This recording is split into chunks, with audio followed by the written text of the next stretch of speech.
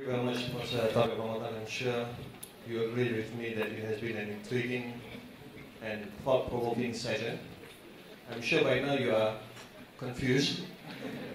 If you are, that's good. On the contrary, confusion is like a stress. You need stress in order to motivate you to do something. Similarly, confusion drives you to seek answers that you will not sit at levels, you don't just, but we continue to contemplate, reflect, and seek knowledge. So if you are confused, not to worry. That is a good sign that you are thinking. I think, therefore I am. And therefore, inshallah, Ramadan is here to help you to reduce the degree of confusion, if it's possible. So without further ado, I'll invite participants to ask questions, seek clarification, or probably give your comments. Due to the interest of time, in the interest of time, could I collect 3 questions in one go, and Prophet Ramadan, inshallah, will attempt to respond to you. We understand that we've got friends in the other room. Again, this is anonymous. People send questions to the text. So you can send, ask your questions through our colleagues. They will text to me. Or you can use the mic. It's available here. And can I invite first participants, please? Brother one, the sister, 2. You can start going to the microphone there, and the sister, yeah. Okay, so we'll take 3 questions. Okay, Brother Ridwan has given.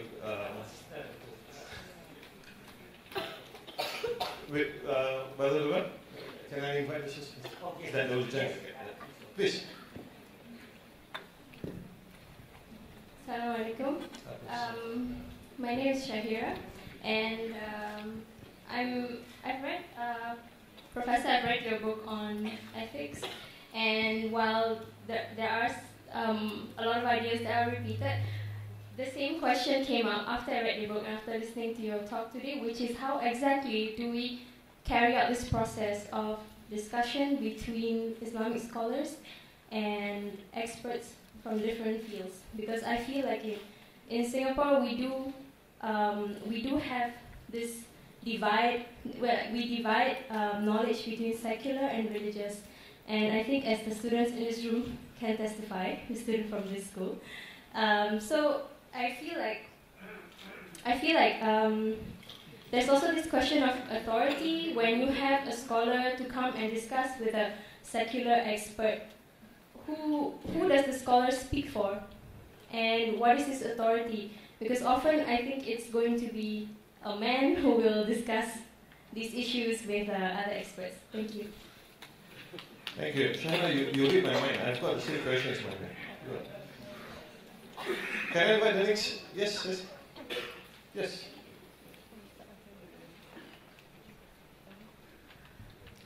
Hi, my name is Nina, and I am not Muslim.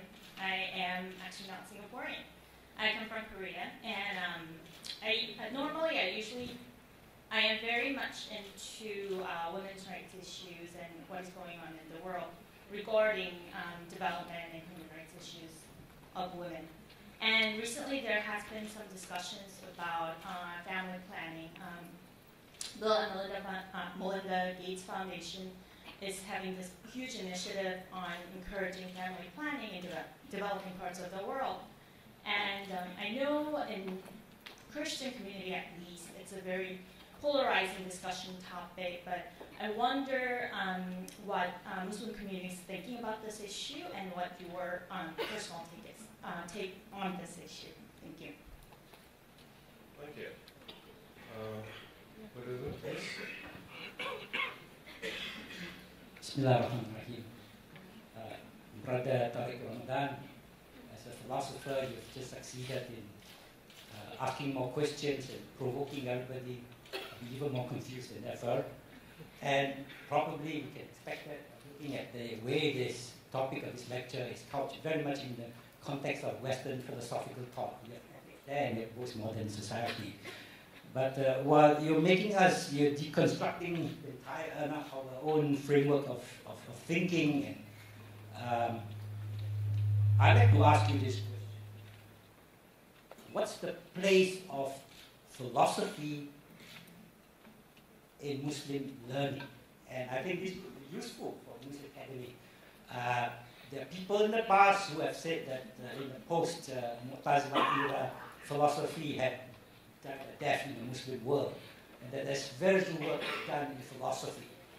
I don't know whether you agree with that argument or not, but what is the place in the context also of your own experiences in Western philosophy, where so much debate has gone on so many issues, and at the end of the day, how useful is that, how relevant is that vis-a-vis a scope of many other fields that people should pursue? And I know that when I use the word useful, it's already a very loaded statement. The second thing is, to what extent do you think this debate on the place of rationality should be resurrected in the Muslim world? And again, this is in the post-Mu'tazilite era.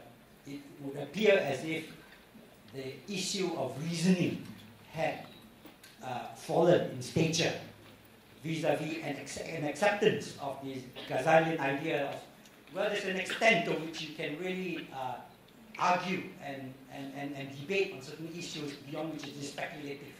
And if it is very speculative, why are we wasting time on issues of which you continuously rationalize but find no answers? So to what extent should we, in our own madrasas, resurrect this whole study and re-examine the place of rationality in our thought? And the third point I want to make is this. About a couple of years ago, another Western scholar, Dr. Abdulaziz Sakadina, in the same hall, and he made a sweeping statement. He says that no Muslims are studying about ethics. Well, you've just written, and somebody said you wrote a book on ethics. He says, in his opinion, Muslims have completely overlooked the issue of ethics, framed along this Western concept of ethics as a major field of philosophy. Do you agree with that statement? And do you think that, why do you think people like Abdulaziz Sakadina feel that Muslims have been completely absent in thinking about the field of ethics? Thank you. Thank you very much. If I may add, there's one relevant question texted to me, which has got to do with education, because Sir mentioned about how do we go about doing this, and whether we don't mention about the place of philosophy in Islamic learning. And there's a question here which has to do with education also. How do we free our minds from the education we receive to make better decisions ethically? I presume, how do we free our minds from the education we receive to make better decisions ethically? I presume the idea is basically probably before this our education is in a certain form that does not prepare us to think ethically and offer ethical decisions.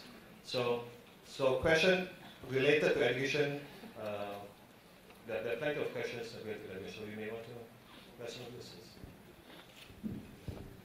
Thank you. Thank you for your first question. I think that you were referring to the book Radical Reform. In fact, you know what, I have been involved in the fiqh field for 20 years, talking about, you know, which kind of new answers you can give. And in the book Radical Reform, when I wrote this book, I was explaining that I reached a limit where I think that in the name of darura, because it's the necessity or need, the scholars are just giving us sometimes answers that are helping us to avoid the problems, but not really to think about alternatives. And then in the book, I'm explaining that we have to come back to the fundamentals of Islamic law and jurisprudence, Usul al-Fiqh, and I wrote that book. And the first half of the book is really about the theoretical framework, and the second is about the questions in 7 fields that we can find in medicine, in economy, environment, education, gender, etc. And in the book I was asking questions, and in the first part of the book there is a sense of a methodology that the point could be the methodology that we are using. Because in the fiqh councils that we have in many countries, and even here it happens very often because this is the way I used to do it. You have scientists or medical doctors or people who are specialists who give a report to the council, and the council is studying the report and giving a fatwa, a legal opinion on the report. But the report is not giving us the whole dimension and the complexity of the issue at stake. So how do we go like this? And I had people coming after reading the book and telling me, your book is good, it's full of questions, where are the answers? And my point was exactly this, is I came with the book to ask critical questions, to find ways to look for answers. Because in some issues, you know, and I'm not an economist, but I have studied economy, at least to ask the critical questions of what do we mean by, you know, Islamic ethics in economy, or even Islamic finance, in environment, in education. So I was bringing to the fore the question in order to get the scholars coming and trying to find a methodology. And this is what we are doing with the center, and I think that you will find this maybe outside, is the leaflet, the way we are working on 11 fields, and also the brochure, which is, in fact, rethinking the methodology. So what we are going to start now, it's starting this year, we started the center, is to have closed seminars where we are studying 2 questions only for a seminar of 3 days, and we are asking the scholars to work beforehand by writing a paper and answering 2 questions, and having 8 scholars, 4 scholars of the texts and 4 scholars of the context, specialists. And we are asking very specific questions and pushing them and thinking together, not on a report, but with the critical knowledge. And some of the people first are non-Muslim. I don't speak about the scholars of the text. Of course, they are Muslims because they are dealing with the Quran or Sunnah. But the people, for example, who are specialists in bioethics, you know, the Beauchamp that I was talking about just now, about the 4 principles, he's coming and he will sit with ulama and explaining from his viewpoint what are the principles of a so-called, or how he called it, a secular frame of reference. And on this question, because in bioethics the scholars went very far, we need to have a framework from an Islamic viewpoint. Do we have a framework? So we want to challenge the Muslims through what was done by people in their field as specialists, but also with Muslims, like for example, ethics, we have specialists that are also medical doctors and scientific. So we have 2 questions. We work on these questions, they prepare papers, and we have this dynamic, and we try to come with something which is the product of their discussion as directions. And one of the scholars of the text, she is a Muslim scholar of the text. It's not only, you know, you're not going to ask women to come when we talk about women, because this is the way we think about it. You know, we will have 4 scholars of the text who are men, and the women are the specialists of the context. That's not right. We need to have on all the issues, wherever we can, and we have specialists at the highest level, we want to have women, and we have to have men, even among the scholars of the text who have studied and they know what we are talking about. So this is the way we are trying now. We are starting. We'll see. It's the starting point. It's an experiment. And we are also asking scholars to come who are not at all used to these kind of settings to come and to sit and to work. And we are starting this year with bioethics, with politics and arts. Arts is critical also. Ethics in arts is that we want to tackle this issue, not only ending up by saying, as it is said by some people, music is haram, so that's not my position, by the way. Okay? So I think that this is the way we are starting. Second thing about the family planning and the polarization that you might find with the Christian community and positions that you have. In Islam, you will find such polarization. In fact, the mainstream answer coming from the Muslim scholars is we don't have a problem with family planning. We don't. Now, we cannot say it's the only answer coming from Muslims, for 2 reasons. You remember the conference in Cairo about on population that happened in '94, and we had a very big controversy around this. And the Muslim countries, and the first one which was very much against, and there was in fact an alliance between the Vatican, the Saudi Arabia government, and even the Iranian government at that time, was in fact because they were questioning not the essence of family planning, but the objectives. Is to say, in fact, we are facing unfair economic order, and you come to us and to tell us you have to have less children, while you are destroying you are keeping the wealth, you don't want to share, and you're asking us to have less children. In fact, they were saying, what you are imposing onto us is to help you to keep your way of life. And there are some arguments, and I can understand this. So they were not talking about family planning as in itself is problematic, but the way it becomes a means in powerful hands to ask the poor to have less children in order for them to keep their wealth and not to distribute and to share. Now, you have scholars, and I met some when I was, for example, in Africa and Western African countries, who are completely against family planning, saying it's not Islamic because Islam is not about this, it's, you have this literalist interpretation. And you have people saying we don't have a problem with this. Even in the book Radical Reform, in one chapter when I'm talking about women, our understanding of abortion and contraception from an Islamic viewpoint has nothing to do with the Christian tradition. And it's wrong for Muslims to come and to do as if we have the same position. Why? Because we don't have a central authority telling us, yes, of course, abortion is to be avoided. But anyone is saying it's to be avoided. Now, in very specific situations, we had scholars coming with very strong position on abortion when it's, for example, a rape, when it's, for example, something which is not desired. We have many options, and the fatwa is coming to a specific answer, to a specific situation. It's a legal opinion. So this generalization that we are against this or for that, and we are sharing this, we have to be very cautious.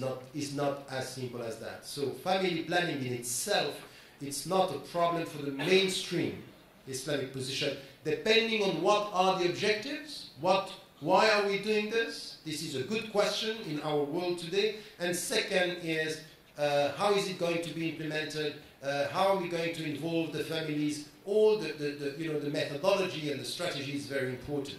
But I wouldn't say there is only one position coming from Muslim scholars. There is more than one. But I can tell you about the mainstream that I have seen, for example, in Africa.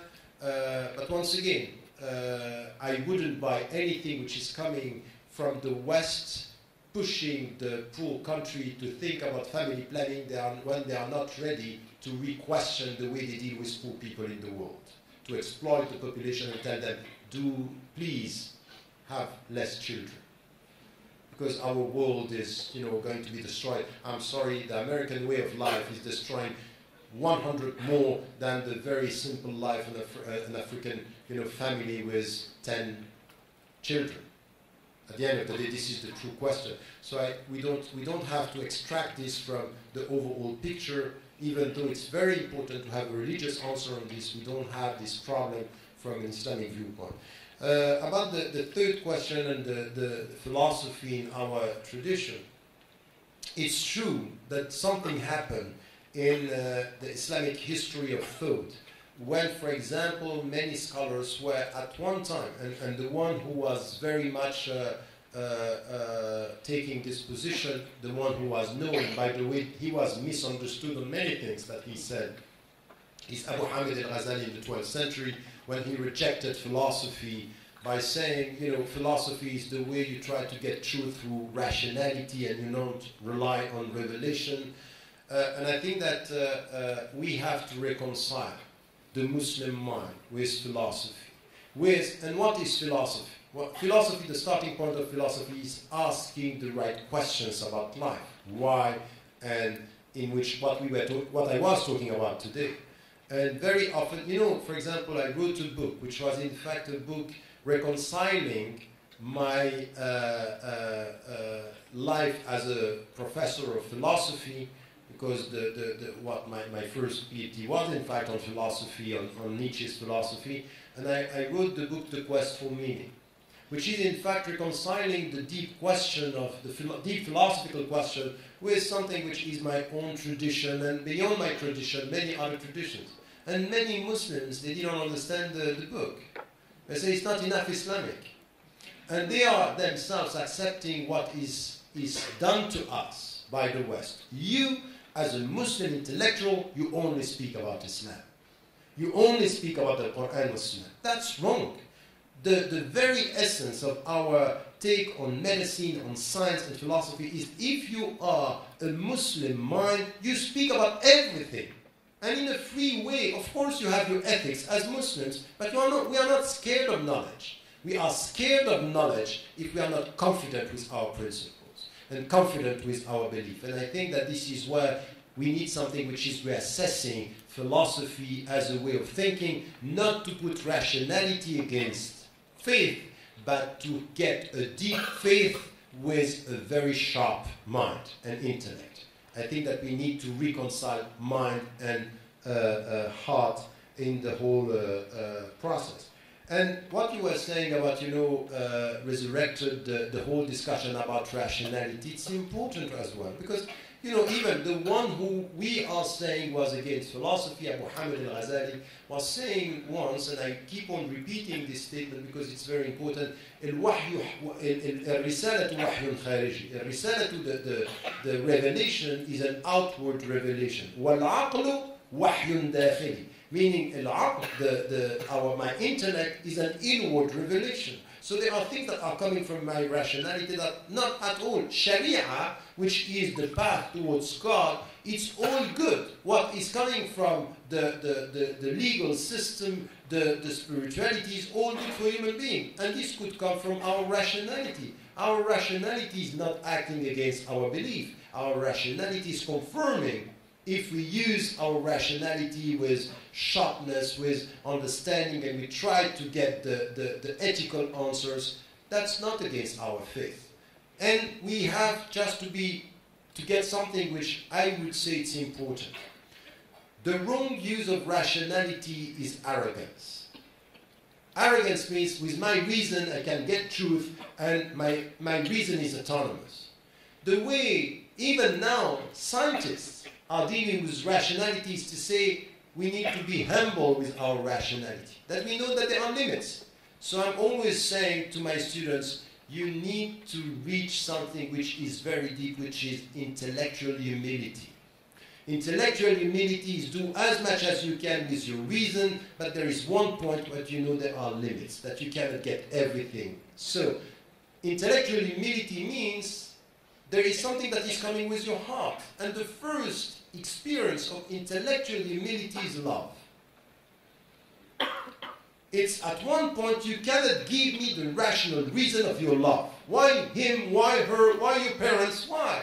At the end of the day, why are you loving this guy or loving this woman or your wife, your husband, your kids? Why? What is the final reason of your love? Give me the rational reason. And I can destroy your rational reasons. Because sometimes you love without reason. Most of the time. He said it's not me. So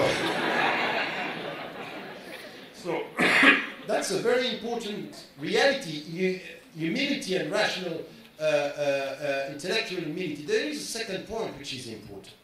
If when you come back to the Prophet's life, peace be upon him, you can see that there is something in the way he was dealing with his companions that was very interesting.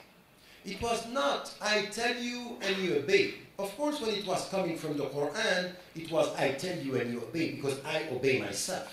When it comes from Allah, there is no discussion. We take what is said and we obey. But very often, when he was dealing with social affairs, when he was dealing even with prisoners, when he was dealing with the state, he was consulting. He was opening critical thinking. And this is very important. Why? Because the quality of the leadership It's not only the way you teach and the way what you say, it's the way you give space for the students to speak and to have a space to say something, and even to be critical. So this is something which is part of the quality. By the way, just to tell you, during Ramadan, because I came back to the quality of the Prophet ﷺ, and I take the occasion during Ramadan. Every day of Ramadan, there is a chronicle that I will be giving on the website, and we will see if we can give this to you here. It's 5 minutes dealing with the quality of the Prophet, peace be upon him. 5 minutes, we think about this on the website.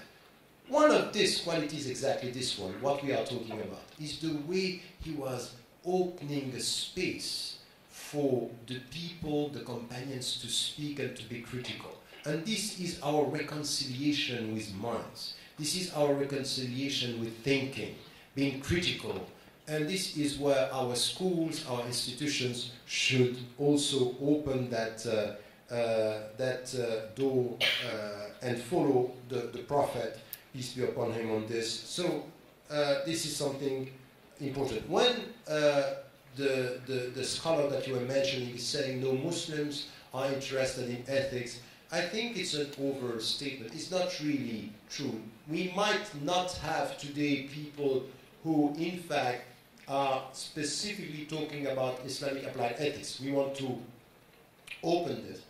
But still, if you come to the people who have been, during the last century, coming back to al-maqasid, so the objectives of our legislation, and the people like Ibn Ashur, the Tunisian scholar, dealing with the principles, you can see that they were in fact dealing with ethics. Because ethics is not, it's very difficult to translate in Arabic, because in akhlaq al-akhlaqiyat is not exactly ethics. But still we have people, Muhammad Ras, for example, the scholar who wrote his thesis on ethics in the Quran, they were dealing with this, not in philosophical Western terms, but from an Islamic intrinsic methodology and trying to expose al-akhlaqiyat. So to say that the Muslims were not involved, I think it could be a bit going too far. I'm saying this because writing the very short introduction to Islamic ethics, I went a bit through all what was produced recently, and you have lots of things that have been produced by Muslim scholars and ulama and nusus, meaning shuyukh and intellectuals. And I think that it's not exposed enough to the Muslims, and very often this discussion is far from the legislative or legislation field. And I think that this is what we have to reconcile. But to say they are not involved might be a bit going too far. And the last question, which is the question which is so important. Many of you here, you might be young or not so young and still young. And you went through a process which was the way we have been taught and the way you got the knowledge, and how do we free ourselves from what we got and the way we were trained. In fact, this is a very important question. And the starting point is really to ask yourself, now, it starts now. Say, how am I thinking? When someone is asking me a question, from where do I get the answer? Am I repeating something that I got? Am I trying to get the answer through a process which I'm trying to gain knowledge? It's how much are you autonomous with your mind? This is the question. How much are you autonomous? That you think, I always repeat what was said by a French philosopher, when he was talking about his teacher. He was saying, and you can see this in the light of what the Prophet, peace be upon him, and once again I'm talking about this in the Chronicle because it was very striking, the way the Prophet ﷺ was. He was saying about his teacher, he didn't teach us to think like him, but he taught us to think without him. Meaning, giving us autonomy in the way we think. And if you look now at Abu Bakr as-Siddiq, Umar ibn al-Khattab, radiallahu anhu, all the companions, the very similar quality was he passed away and they kept on being autonomous and thinking on their own and trying to be critical. Ask yourself where you are. And if you think that you are still relying on answers that were given to you without you being able to be critical, this is the point where there are three things to do. First, to reconcile yourself with reading. Reading books. I repeat, there is no freedom without reading books. Not YouTube, not Facebook. Facebook and YouTube are virtual jails for minds. Books are essential. To read books. Second is to have discussions around books. You understand, circles where you are 1, 2, 3, 4 reading the same books and you start a discussion. And you will see if the in-depth of your reading. It's not enough to say, I read the book. In an educational process, many people reading the same book and discussing what have you understood, what is important. For example, very simple question. You read the book and you say, okay, after reading the book, we will have a discussion together and every one of us will put on paper the 5 main theses of this book. And you come and you discuss this. And then you have critical discussion. And in fact, even with the revelation, when the Prophet ﷺ was coming with the revelation, when it was clear-cut, there were no discussion. But remember the companions saying, we were not to learn 5 verses of the Quran before understanding what we knew, what we were trying to get with our heart. We wanted to understand it with our mind. So this was essential. We are not doing this. This is why we are very quick to come with the last chapters of the Quran, because they are the quicker to get by heart. It doesn't mean that they are the simpler to get by mind. They are very deep. The last chapters of the Quran are very deep in meaning. Why? Because this is where God called the Prophet ﷺ and changed his mind, the way he was looking at nature. They are very deep in substance, but very quick to learn by heart.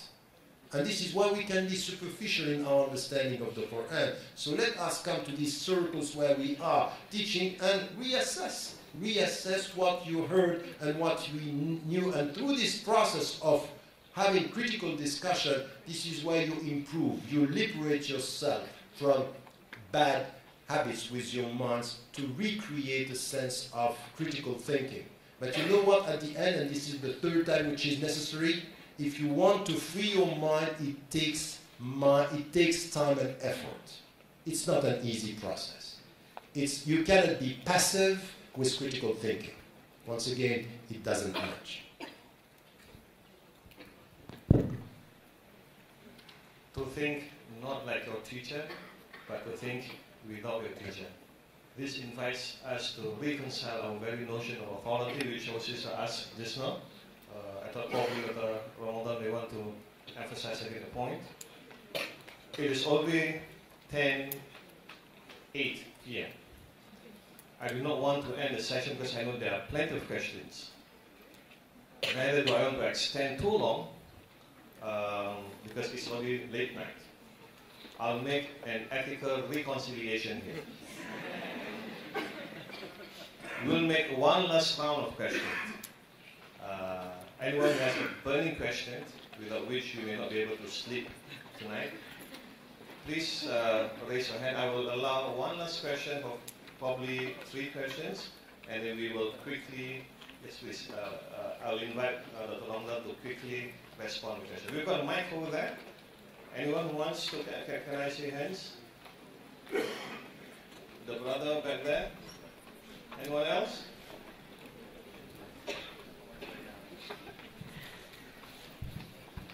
Okay, and finally, I want to give priority to the others. Please. Yeah, very quick one, yeah? Very concise and quick. Yeah, I was just going to ask, I I understand that the rationalist tradition is quite well understood to be in line with, can you hear me? In line with Islam. But what I wanted to ask is, at what point would this call be necessary to be held with other religions? Because like reason is quite clearly like in line with Islam, but like I think that a lot of the problems nowadays in the post-modern society arise with the clashes with other like religious thoughts. So I wanted to ask like what your position was on that. Yeah. Can you decide if I tend to struggle to understand? I wanted to ask that at what point would it be necessary to engage more with other religious like philosophies as opposed to just secular thought? Yeah.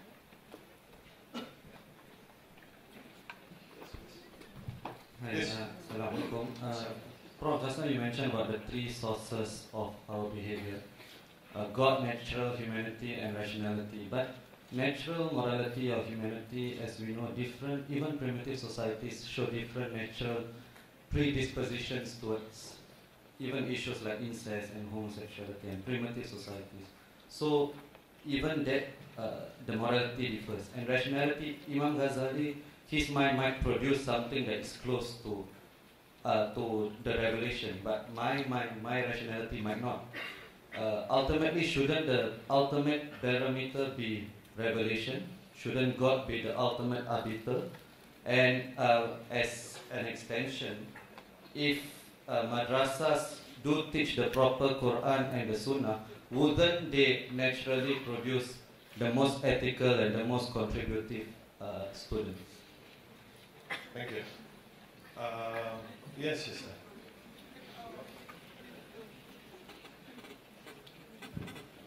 Assalamualaikum. Okay, how do I question somebody whose intelligence is crystallized and they grew up in a totally different society and they grew up in a very different society, not Islamic at all. Yeah, how do I discuss with them if they have a very crystallized intelligence? Okay, crystallized intelligence is that when a person grows older, their open-mindedness is lesser and lesser. So when they are younger, no, not in that sense, but their open-mindedness to learn and to gain knowledge, it becomes lesser from a psychological perspective. Yeah. So it's just saying that unlearning is more, as you get old, probably you need to require a lot of unlearning process. Yeah? If I may end, there's also a question in Islam's position on euthanasia. If you can briefly also address that question. What's our position on euthanasia? Okay, my apologies. We will end this round, and I will let Dr. Ramadan to respond to your questions. Thank you. So,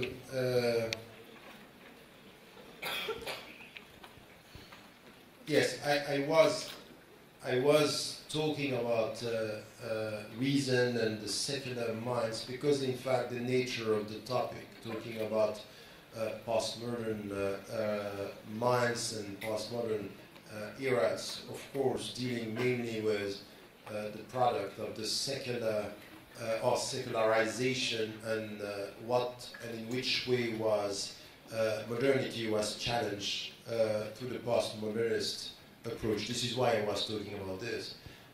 So this was my topic. Now, when we have to deal with other religious traditions and get to a discussion with people who are coming from different religions or spiritualities, I think that once again, as we are talking here about a frame of reference, we'll see, and this is exactly what I was trying to do in the book, The Quest for Meaning. The Quest for Meaning, the subtitle is Developing a Philosophy of Pluralism, is really saying that if you look at other traditions, the Buddhist tradition, the Hinduist tradition, or other monotheistic traditions, we'll find that some of the principles, even though we don't have the same understanding of the oneness of God, Tawheed, we don't have the same understanding of our rituals and our practices, there are some common principles that we can find, and where we have to do two things. I don't agree with the people who are saying interfaith dialogue or interphilosophical discussion should only focus on what we agree upon. I think it's not good. We need to know what are the points of disagreement and what are the points of agreement. So it's a deep discussion about, no, we disagree on this. For example, when I have been involved in interfaith dialogue with Christians, and on many things. When I was in South America and I met the liberation theologians and working about justice and love, I felt so much in tune, and this was very much mirroring what I had. But there is one thing when it's clear. I don't get your understanding of Trinity. Trinity is not something that I'm sharing. So my respect towards your Trinity is to say, it's a mystery, that's fine, this is your way to take it. But for me, there is only one God and there is no Trinity. So the point is that here, my respect is to acknowledge your belief, but by not sharing it. And so you understand, it's not to avoid this, to say, oh, we are all the same. I'm sorry, Trinity is not Tawheed. Now, I'm not going to judge, but I'm going to distance myself from this mystery that even, and my respect to the Christian tradition is today, it's a mystery I acknowledge. I accept this for yourself, but don't ask me in the name of our common values to forget our differences. The true respect is mutual knowledge, knowing differences and understanding similarities. So this is something which is very important for us. When I met with Buddhists and the fact that there is no creator, there is no, the oneness of God is disputed from the very beginning, once again, and the concept of suffering and reincarnation and samsara, I don't agree with this. This is not my belief. I respect, but I don't agree. And the point is here that by knowing these differences, you can know afterward on which dimensions and what are the dimensions on which you can work together. So it's clearer. It's not based on superficial dialogue. And what we need today, it's something that is very important in interfaith dialogue, is not a dialogue at the periphery of our beliefs. We need a dialogue of the centers. Is what is essential in your belief that has to dialogue with what is essential with others. It's not the periphery of, oh, we agree on this, oh, this is good, let us work. Because in any situation where there is a clash or there is a crisis, if you dialogue at the periphery, it's going to be a clash. It's going to be a misunderstanding. But if there is a true dialogue of the centers, this is where we can respect and we trust each other at the center. We don't superficially trust ourselves or each other at the periphery of our belief. I think that this is an important methodology, and I talked about this in the book when I put some conditions, which is one of the chapters that you can find in Western Muslims and the Future of Islam. I allocated one chapter on this discussion, and I talked about this. So the second, it's a very interesting point that you were making. When you are saying, be careful. I said that from an Islamic viewpoint, as well as what we can find in other religious traditions, the sources of morality are three. God, of course, Allah, revealing the Quran, He's created man and mankind, and He is the first source. And then you can have rationality, your reason is producing morality, and your nature. I'm not saying that your nature is going to produce the whole morality. Your nature, by definition, is not always moral, because in your nature there is violence, there is aggressivity, there is selfishness and greediness. All these are part of our nature. So some dimensions of our nature can produce morality, but not all. In fact, the raison d'être of revelation is to regulate nature. So this is because in nature you can have, people saying, oh, homosexuality is natural, but revelation is telling you it might be that in some environment it's felt as natural, but it's not the divine project. You get this? So the divine project is telling you that you have to regulate nature. And sometimes your mind, because your reason can produce morality, but it could also can produce irrational. Rationality is the source of irrationality. You know, when rationality could become arrogant, it's the source of our irrationality. So there are limits to rationality. And this is why the French philosopher Blaise Pascal was saying the only way to reconcile reason with God is for the reason to understand the limits of reason. And to understand the limits of reason, you need to have a spiritual input in your rationality to put some limitation to reason. So this is something what I call intellectual humility. Now, when you are saying, so I want you to understand that it's not the whole moral framework that is coming from rationality or coming from nature. No, I'm not saying this, and no one is saying this. It's just saying the final parameter is, of course, revelation, that is coming to regulate nature and regulate reason. But it doesn't mean by regulation is denying that reason is producing morality or nature is producing morality. To regulate is not to deny, is not to remove from the picture. This is one. The second, when you are saying, when we are teaching Quran and Sunnah, is it not enough? At the end, are we not giving the right framework when it comes to what you said, it's the more contributive dimension for contemporary ethics? Yes and no. Why? Because in fact, when you are teaching Quran and Sunnah, you gave the framework, but there is something which is important. The framework to be effective means or necessitates to understand where you are going to implement these rules. This is why, for example, you can come with, punishment in Islam. And it's clear-cut in the Quran, but the second successor, Umar ibn al-Khattab, he was facing a situation where the people were starving and poor. And he decided that with this context, to implement the Quran as it is revealed, literally was going against the spirit of the text and the objective of the text. What does it mean? The knowledge of the text is not enough to be faithful to the text if you don't understand the context. You got that? Essential. Essential why? Because our world today is so complex. The complexification of knowledge is sending us a message. If you want to be faithful to the text, you better get the knowledge of the world, of nature, of sciences. In order, in fact, with the morality that is coming from the text, to be efficient with the world today. So this is why it's not enough. And that we have people, they come with a set of principles and the way, you know this. In our daily life, you can have a framework which is very moral. And look, for example, about a very simple example. About politeness. You know, the way you talk to your teacher, your parents, it should be out of politeness. You have to be polite, isn't it? If you come and say, I know what is morality in Islam, you have to be polite.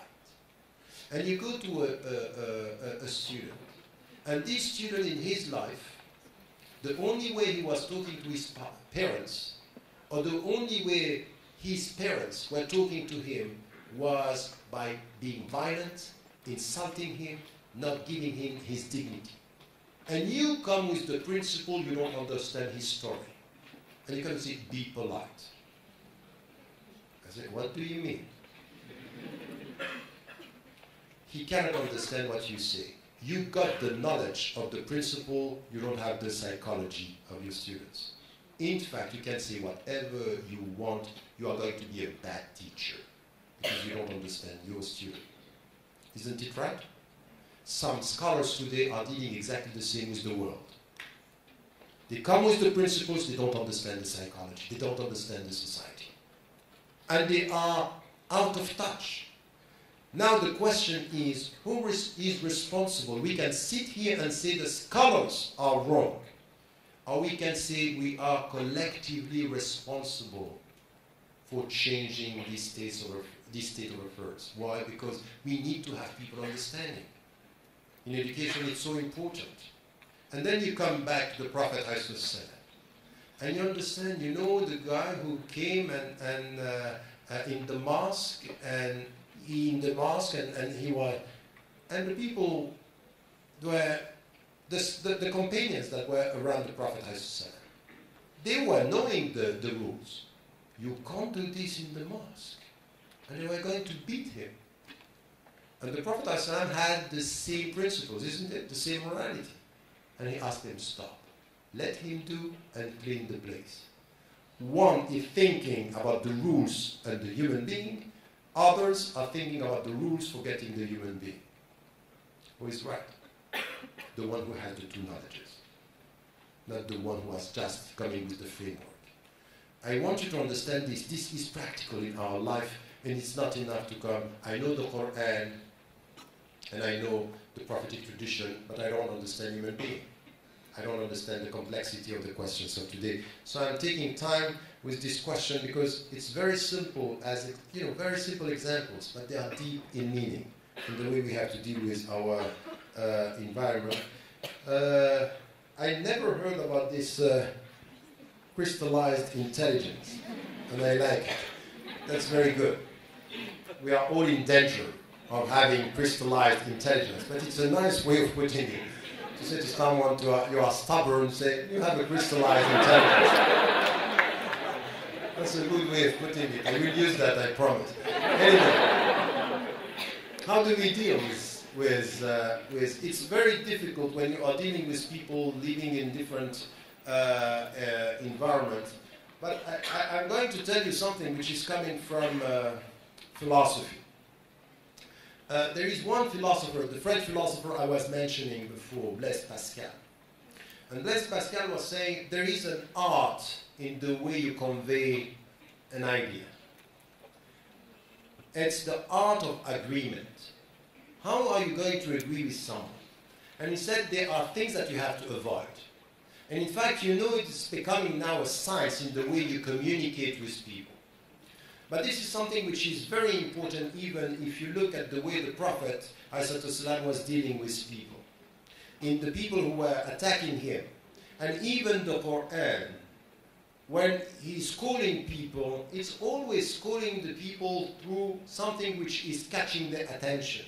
If you come to the second chapter of the Quran, Surah Al-Baqarah, I say, Alif, Lam, Mim, you know, it's catching the attention there is something that is coming which is important here. You don't know what is the meaning of Alif, Lam, Mim. Up to now, no one can tell you. It's a mystery, but it's catching your attention. And if you look at what Blaise Pascal was saying, it was all saying, if you want to talk to someone, the first step is to catch his or her attention in a positive way. So when you are dealing with someone who has a crystallized intelligence, the first thing that you have to advise is to tell him you have a crystallized intelligence. This is what Blaise Pascal is saying. He's saying don't start by blaming someone because his ears are not going to listen to what you are saying. And he's saying the first thing that you have to do is to start with something you agree upon. The first point is let us start a discussion on something we agree.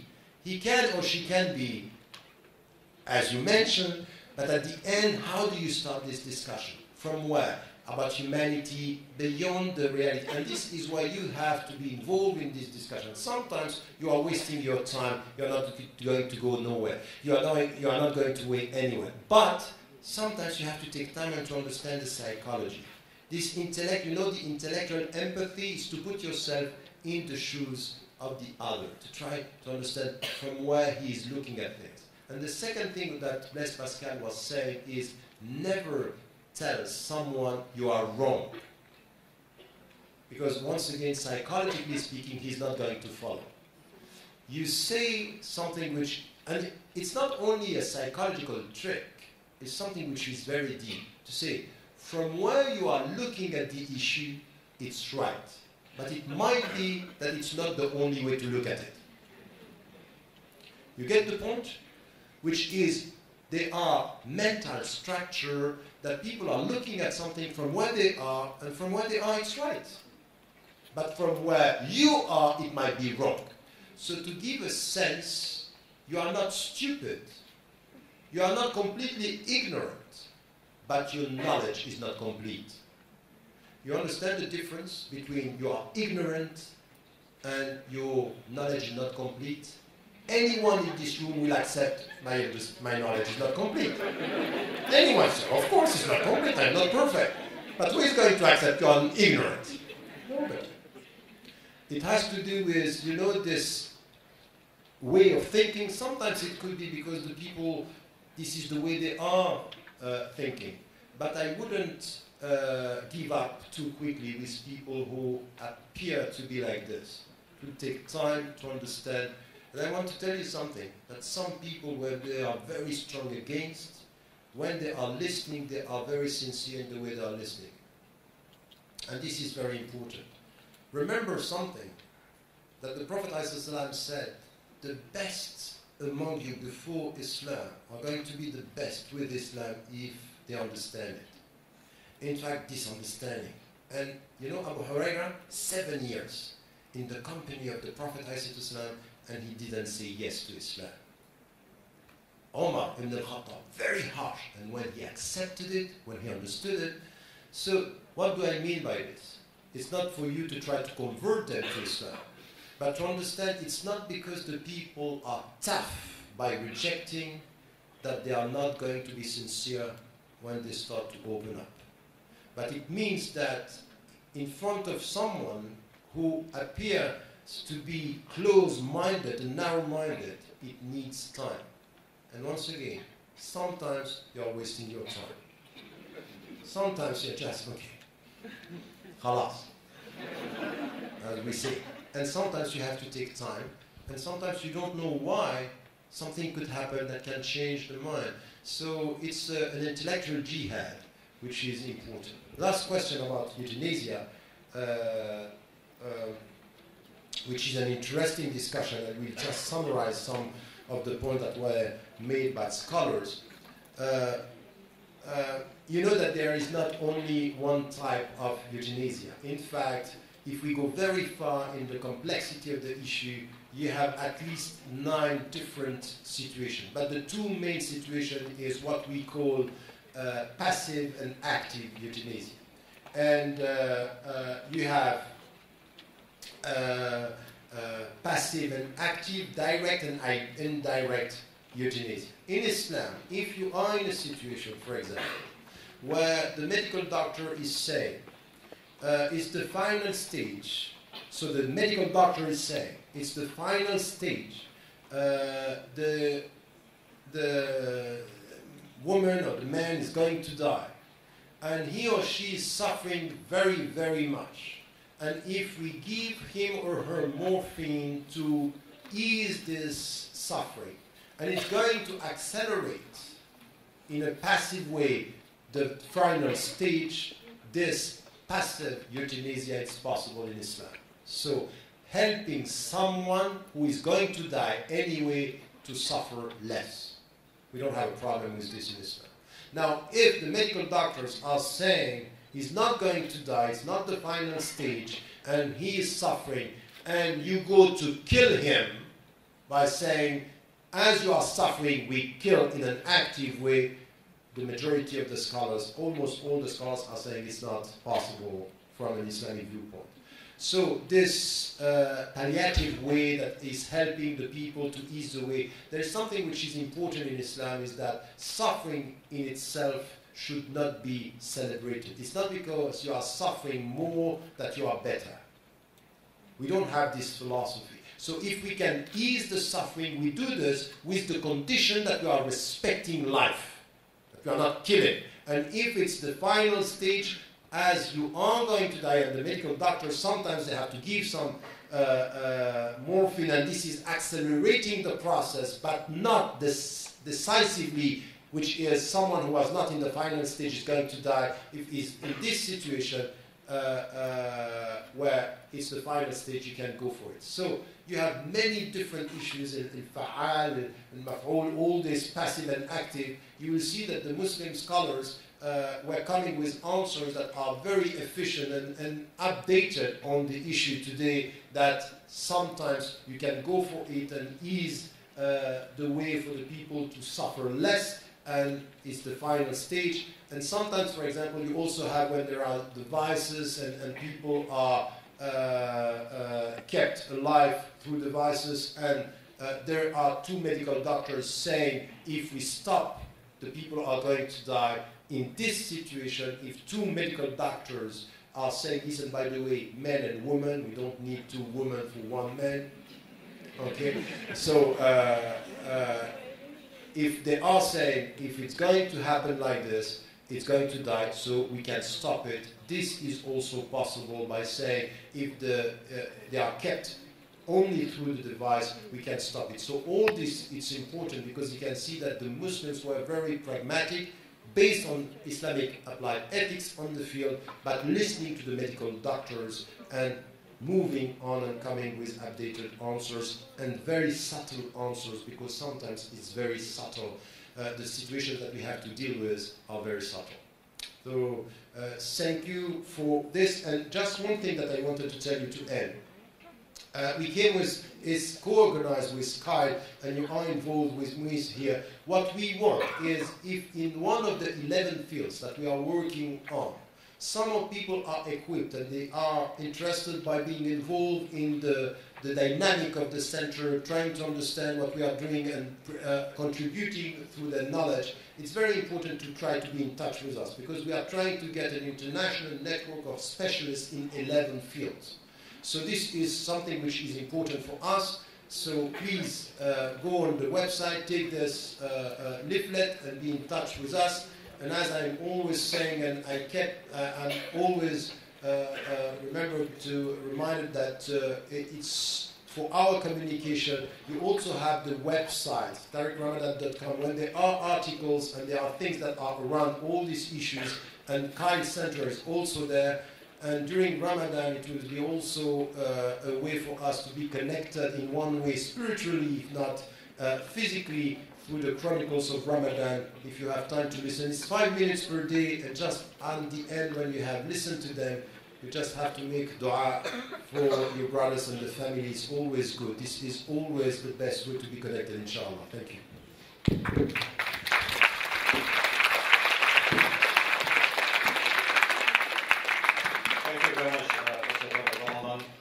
I'm sure, although we may leave this room confused, but we are more so enlightened by Professor Ramadan's lecture this evening. You can check out for the website that Prof mentioned, cile.org, where you can download the PDF, more information about the center, and also check out Moise's website. Our Moise Academy website is not up yet, but it will be up soon, where you will get more information, programs, events, and so on and so forth for registration. So, yeah, you're welcome to look for this information. I also want to extend our invitation to everyone here, as we will have another talk tomorrow as part of our Abdul Alim Siddiq Memorial Lecture, which was inaugurated by our Mufti, Dr. Muhammad Bakran, last year, where he talked about the role of religion as a source of strength. Tomorrow, we will have the second series of this lecture here at this same place, and I promise you, inshallah, tomorrow you'll get a good seat. So please join us tomorrow for this lecture, and to continue with our learning and seeking of knowledge. And before I end, on behalf of the Council, Moise and Moise Academy, I would like to sincerely apologize our friends, our brothers and sisters who are seated just now in the room. Unfortunately, for some technical error, they were not able to listen they were not able to get the sound of our voices.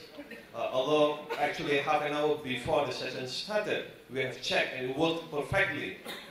But for some reasons unknown, we apologize. So we had to bring them into the auditorium and sit along the aisle and outside the auditorium. So on the bottom of our heart, we apologize for this inconvenience. But I'm sure you do not regret coming after listening to Pastor Ramadan, inshallah.